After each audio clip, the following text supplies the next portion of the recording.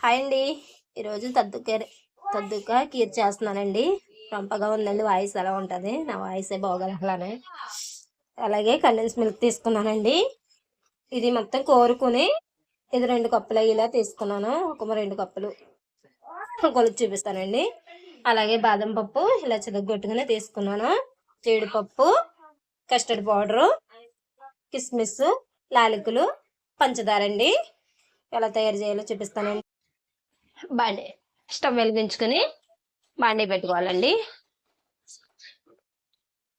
దీంట్లో ఒక 2 గరిటెలు,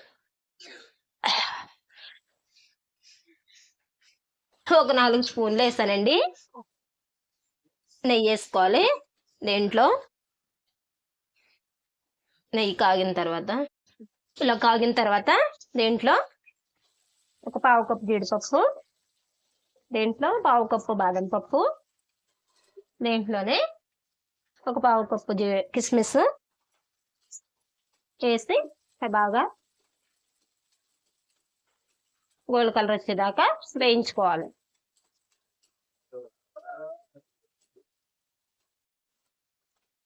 ఇలా బాగా వేయించుకున్న తర్వాత ఇవి తీసి పక్కన పెట్టుకోవడమేనండి.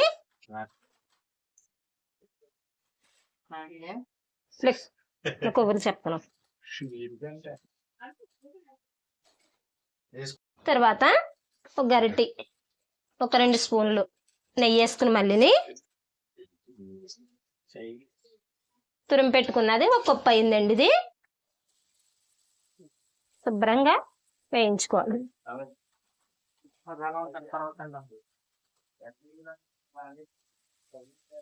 బాగా పచ్చివాసన పోయేదాకా నెయ్యిలో వేయించుకోవాలి. ఇది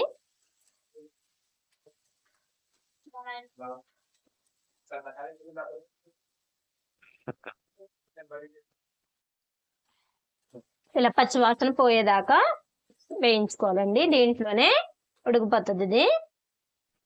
ఇలాగా ఇప్పుడు ఒక 1/2 లీటర్ పాలండి.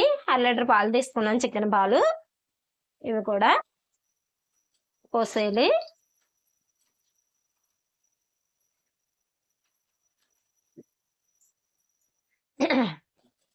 పోసేయాలండి ఇలాగా.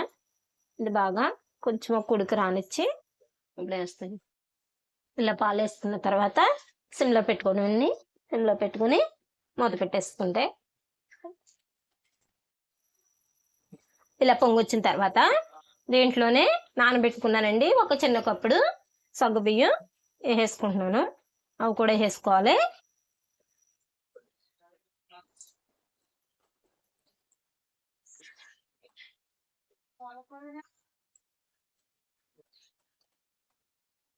ఇలా కలుపుకొని బాగా ఉడకాలి. బాగా మంచిగా ఉడికిపోతే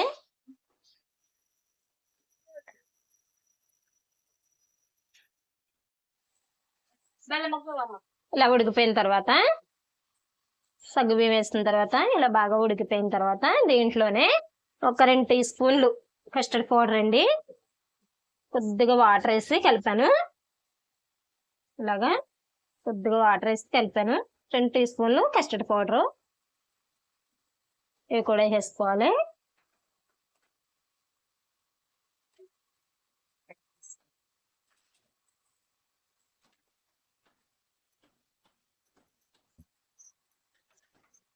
ఇలా కలుపుకుంటూ ఇది కూడా బాగా కలిసేలాగా కలుపుకోవాలి.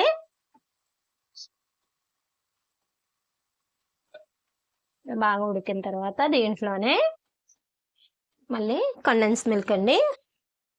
1 కప్పు కండెన్స్ మిల్క్ ఉంటే వేసుకోండి, లేకపోతే చక్కెర వేసుకోవచ్చు. ఆయన తీపి సరిపోద్ది. దీంట్లో నేను కూడా చక్కెర వేస్తాను, వేస్తే బాగుంటుంది.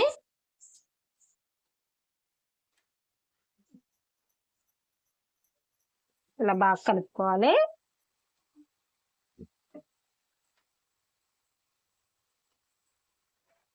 ఇది కూడా ఒక్క ఉడుకు వచ్చేదాకా ఒక చిన్న కప్పుడు మళ్ళీ ఇదే కప్పుడు పంచదార, దీంట్లోనే ఒక పావు టీ స్పూను యాలకుల పొడి,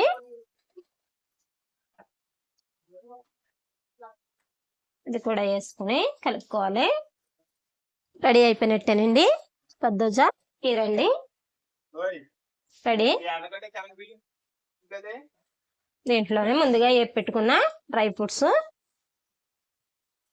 అన్ని వేసుకుని ఇవి కూడా వేసుకుని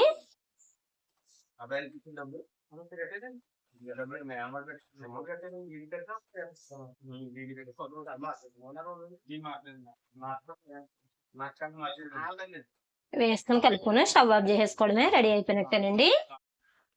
రెడీ అండి దద్దోజ కీర అండి. ఇలా చేసుకోండి, చాలా బాగుంటుంది మాత్రం ఇది. అలాగే వీడియో నచ్చితే మాత్రం ఒక లైక్ చేసి సబ్స్క్రైబ్ చేసుకోండి.